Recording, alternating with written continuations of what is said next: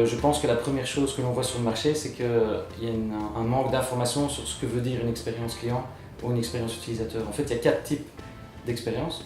Donc il y en a une qui est l'expérience voulue par la marque, et donc qui est la principale pour elle. Donc il y a l'expérience qui est réellement proposée par la marque.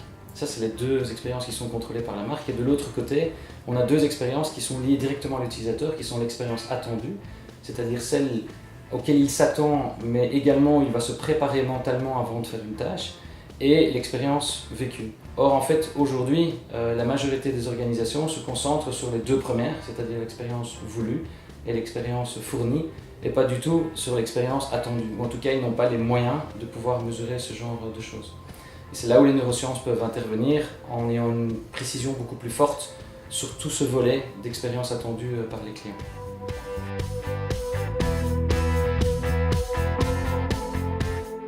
Donc ce qui est important, c'est que le marketing global et ce qui fait que l'expérience aujourd'hui est plutôt orientée vers l'organisation, c'est basé en fait sur un vieux concept qui s'appelle Homo economicus, dans lequel en fait l'idée c'est que l'homme est capable de prendre des décisions complètement rationnelles, que quand il évalue deux produits, il est capable de prendre chaque élément et de pouvoir le distinguer les uns par rapport aux autres, qu'il est entièrement conscient de ses besoins, etc. Or en fait ce qu'on voit avec les neurosciences depuis une dizaine d'années, c'est que ce n'est pas du tout le cas. C'était impossible de le mesurer avant qu'on ait ce matériel-là, mais aujourd'hui ce qu'on se rend compte c'est que 95% des activités cérébrales de quelqu'un sont non conscientes, que 80% des informations qui arrivent en réflexion sont pré-traitées par le système limbique, donc c'est-à-dire par le cerveau émotionnel, et qui en fait filtre les informations. Donc en fait on n'est pas du tout rationnel, et ce que les neurosciences apportent aujourd'hui au digital, c'est non seulement de mieux comprendre l'expérience attendue que les gens veulent, mais également de fournir une expérience vécue qui soit sans barrière, c'est-à-dire qu'on est capable d'enlever les barrières qui sont sur le parcours des gens et qui ne peuvent pas déclarer eux-mêmes.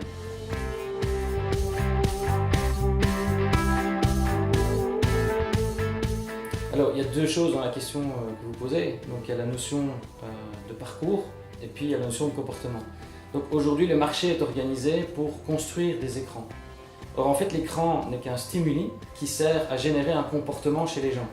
Donc, designer l'écran n'a pas de sens. Ce qu'il faut, c'est designer la réponse que l'écran va générer chez la personne. C'est ce qu'on appelle du design de comportement. Une fois que le design comportemental est effectué, c'est-à-dire qu'on définit ce que la personne doit réellement vivre sur les écrans, alors on peut designer des écrans. Mais aujourd'hui, malheureusement, la majorité du marché est organisée à l'envers, c'est-à-dire qu'on crée des écrans, puis après on essaye d'observer les comportements. Et le deuxième volet de votre question était à propos des parcours. Donc ça aussi c'est très important. On parle beaucoup de parcours, c'est l'acte technique que la personne fait de passage d'une page à l'autre, mais en fait ce qui compte le plus c'est son scénario, c'est-à-dire le contexte dans lequel elle vient faire l'action, quelle est sa vraie tâche dans la vie de tous les jours, qu'elle rencontre et qui fait qu'elle va vouloir aboutir au bout à quelque chose. Autrement, quand elle va arriver au bout, si ça ne correspond pas, elle n'aura pas l'expérience vécue attendue et donc ça ne fonctionnera pas.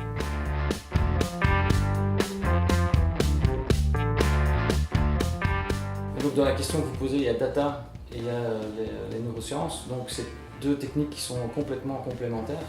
Donc il y en a une qui va mesurer le combien de personnes viennent sur le site, combien de personnes quittent la page immédiatement, combien de personnes convertissent, combien de personnes vont à l'acte d'achat, combien de temps on reste. Donc tout ce qui est combien est mesuré en fait principalement par des data, qui soient big ou small, mais qui soient mesurés.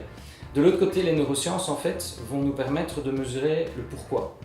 Pourquoi est-ce que quelqu'un ne passe pas à l'acte, ou pourquoi est-ce que quelqu'un reste autant de temps dans une page? Pour vous donner un exemple, on a beaucoup d'exemples où des gens arrivent sur des homepages et en fait ils passent un temps considérable sur une page, mais en fait c'est parce qu'ils ne trouvent pas, c'est pas parce qu'ils aiment bien les contenus.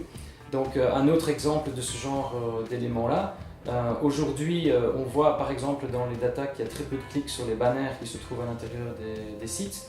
Aujourd'hui, grâce au pourquoi, on voit vraiment qu'il y a des évitements oculaires qui sont faits. Donc le cerveau limbique décide que la zone X1, Y1, XD, Y2 sert à rien et on voit vraiment que le regard n'est pas posé dessus. Donc ça, c'est ce que les neurosciences permettent d'amener dans les prochaines années.